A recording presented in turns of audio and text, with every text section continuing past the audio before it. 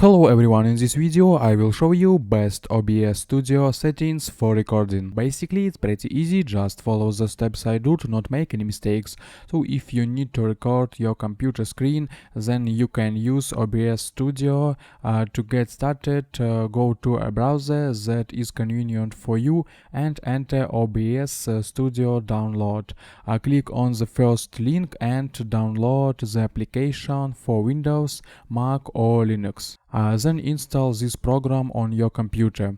Great, after that you will have an icon on your desktop. Open OBS Studio. As you can see at the moment I am recording the screen through this program, and now I will tell you the most important thing for recording a video.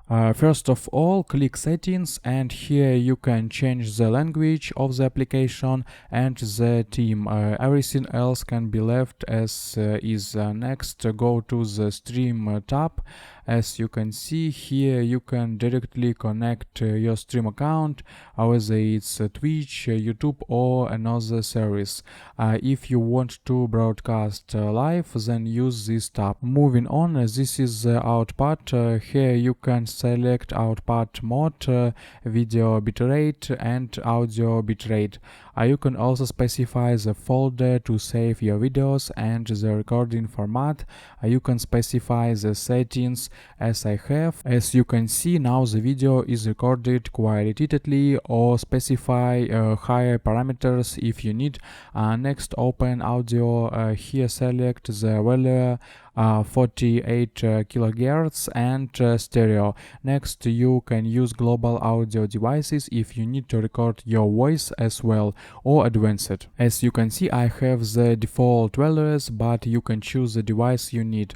Next, open the video. Here you can choose the screen resolution. As you can see, I have the maximum Full HD. If you have the opportunity to use a higher resolution, then select it. You can also specify the frame rate per second. I have standard values of 30 FPS. For recording, the screen is more than enough. If you record a video game, then I advise you to use a value of at least 60 FPS for smoothness of the picture.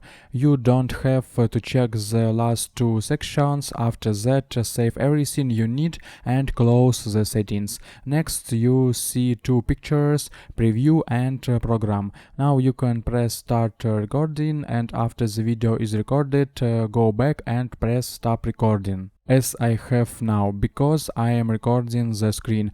Great, after that you can go to the folder you specify to save the videos and see the video you recorded. That's how simple it is.